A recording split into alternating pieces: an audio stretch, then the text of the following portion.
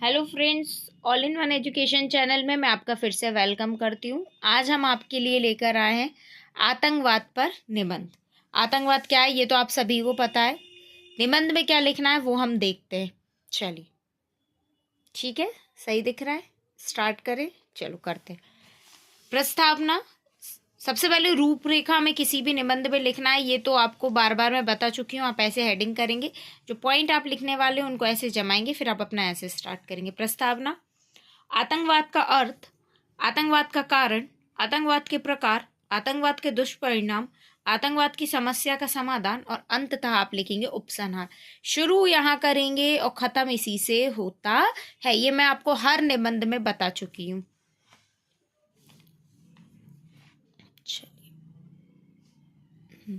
प्रस्तावना। आतंकवाद की जड़ें बहुत गहराई तक फैली हुई हैं। आतंकवादियों के पास कोई नियम और कानून नहीं होते। यह लोग समाज और देश में आतंक के स्तर को बढ़ाने और उत्पन्न करने के लिए केवल हिंसात्मक गतिविधियों का सहारा लेते। क्या होता है, आतंकवाद जो है बहुत बढ़ता जा रहा है और इन लोगों का जो काम है वो अहिंसा ना करके हिंसा के तरीके से अपने काम को पूरा करना है। समाज में ये गंभीर समस्या है और ये दिन पर दिन बढ़ती ही जा रही है। आतंकवाद का अर्थ, आतंकवाद का अर्थ होता है आतंक फैलाना या आतंकवाद को बढ़ावा देना। आतंकवाद एक प्रकार की हिंसात्मक गतिविधि होती है, अर्थात कुछ लोगों के समूह के द्वारा अन्यायपूर्ण हिंसात्मक गतिविधियों को अंजाम देने की प्रक्रिया को आतंकवाद, मतलब कुछ लोग होते हैं और जिनका काम ही होता है किसी दूसरे को परेशान करना, वो भी सही तरीके से नहीं, गलत तरीके से। ये इनका पूर्ण और प्रथम काम होता है, ये इसी काम को करते हैं। आतंकवाद के कारण, जब भी किसी देश की राजनीतिक, सामाजिक, प्रशासनिक और न्यायिक व्यवस्था आम नागरिकों के प्रति बहुत संवेदनहीन बन जाती है, तब आतंकवाद उत्पन्न होता है। सरकार द्वारा नागरिकों की समस्याओं को हल करने का वादा किया जाए परंतु उसका समाधान नहीं किया जाए, तब आतंकवाद। ऐसी चीजें जो कही जा रही हैं पर नहीं की जा रही हैं, तो यही एक आतंकवाद है। आतंकवाद वो नहीं है जो आप समझ रहे हैं, ये हर एक चीज आतंकवाद है। लोकतांत्रिक देशों में कुछ असामाजिक तत्व अलग अलग धर्मों के बीच लड़ाई कर रहे हैं, ये एक आतंकवाद है। किसी भी तरीके से अशांति को फैलाना। आतंकवाद के प्रकार, राजनीतिक आतंकवाद, सांप्रदायिक आतंकवाद, आपराधिक आतंकवाद, धनात्मक आतंकवाद एंड ऋणात्मक, जिसे हम ऋणात्मक आतंकवाद कहते हैं, ये प्रकार है।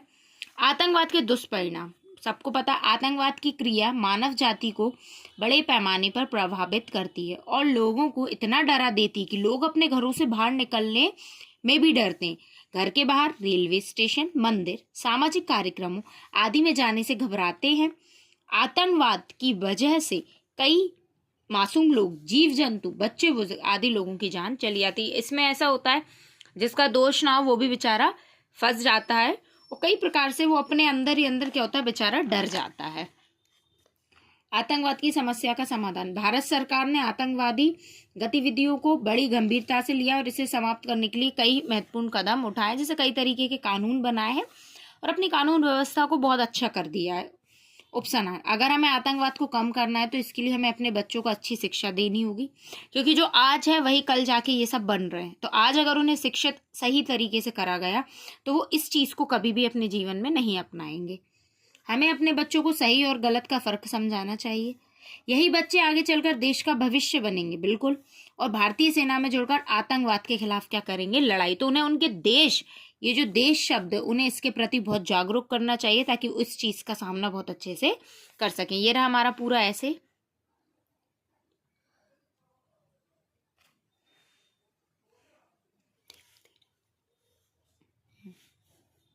अगर आपको किसी और टॉपिक पर निबंध चाहिए तो प्लीज़ कमेंट में मुझे बताइए, मैं बिल्कुल आपको वो लेकर आऊँगी बहुत इजी लैंग्वेज में। ये रहा हमारा पूरा ऐसे। Thank you for watching.